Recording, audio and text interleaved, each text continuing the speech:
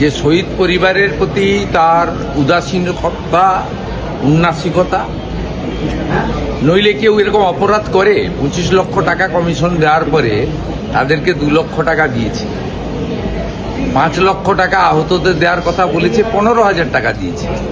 আপনি ভাবতে পারেন যার উপরে দাঁড়িয়ে বাৎসরিক ডিম্বাদ উৎসবে পরিণত করেছে, সেই যারা আত্মবলিদান দিলেন তাদের প্রতি এই অবিচার, তাও একটা কমিশনের রেকমেন্ডেশন, এটা ছাড়া আপনি কি বলবেন? এ তো অপরাধ।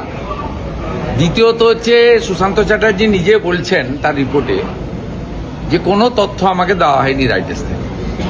আমি যদি মুখ্যমন্ত্রী হয়ে বিগত সরকারের সব তথ্যের কাস্টোডিয়ান, আমি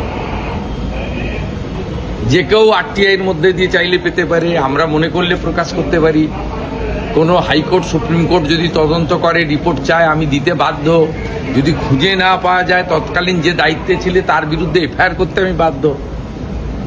কোনো তথ্য কাগজই দেয়নি, এবং সবচেয়ে বড় উইটনেস হিসেবে দাবি করেন প্রাক্তন মুখ্যমন্ত্রী মমতা ব্যানার্জি, তিনি নিজে সাক্ষ্য দিতে চাননি। তাকে তো কমিশনে যাওয়ার দরকার ছিল না।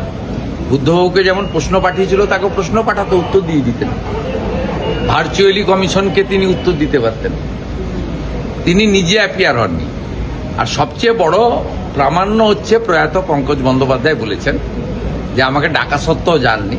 44 জন সাক্ষী গেছেন, একজন সাক্ষী ডিক্লাইন করেছেন যে আমি যাব না, কারণ আমি জানি এই কমিশন তৎকালীন স্বরাষ্ট্র সচিব এবং পুলিশের কিছু আধিকারিককে বাঁচানোর জন্য কাজ করছে।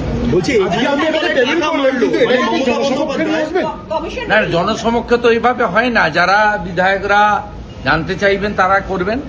আর উনার যে রেকমেন্ডেশন পার্টটা রয়েছে সেটা আমি মিডিয়া গ্রুপে এবং সোশ্যাল মিডিয়াতে দিয়ে দিচ্ছি। ওনার যে রেকমেন্ডেশন পার্টটা রয়েছে এত বড় তো আর দেওয়া সম্ভব। আরেকটা গুরুত্বপূর্ণ, আপনি এফআইআর এর কথা বলেছেন, আপনি এফআইআর এর কথা বলেছেন, যারা এবং আহত তারা যদি কমিশনের সুপারিশ মতো ক্ষতিপূরণও চায় আর নতুন করে এফআইআর করতে চায়, বর্তমান সরকার তাদের ওয়েলকাম করছে। তাহলে মমতা বন্দ্যোপাধ্যায় এখানে টাকা মারলো, এটা তো নরেন্দ্র মোদীজি করে দেখিয়েছেন। 84 সালে শিখ দাঙ্গার বিচার তো উনি এসে দিয়েছেন 2014-তে। এটা তো নীতিশ কুমারজি করে দেখিয়েছেন। 96 সালে ভাগলপুর দাঙ্গা তো নীতিশ কুমারজি মুখ্যমন্ত্রী হওয়ার পরে দোষীরা সাজা পেয়েছে। তার মানে কি 20-তে 21-এর স্মরণ হলো আজকে, 20 তারিখে 21-এর স্মরণ। এতদিন তো 21 তারিখ মানে স্মরণ নয় না, মানে তাদের বিচার না, বিচারও নয়, সত্যের উদ্ঘাটন। সত্যের উদ্ঘাটন সব সময় বলে না, সত্য অমর, সত্যের কোনো ক্ষয় নাই, সত্য চিরন্তন, সেই সত্যকে চাপাও দেওয়া যায় না। আজকে সত্যের উন্মোচন।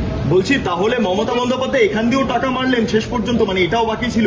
এটা আমার মুখ থেকে না বলে, যে 12 জন চিহ্নিত হয়েছে, শনাক্ত হয়েছে, একটা দুটো বডি মনে শনাক্ত হয়নি, তাদের পরিবারের কাছ থেকে জানলেই ভালো যদি তারা বলতে চান। আমি যা বলেছি সুশান্ত চ্যাটার্জির রেকমেন্ডেশন এবং implementation, as a chief minister house চললে বাইরে বলা যায় না, হাউসে বলেছি।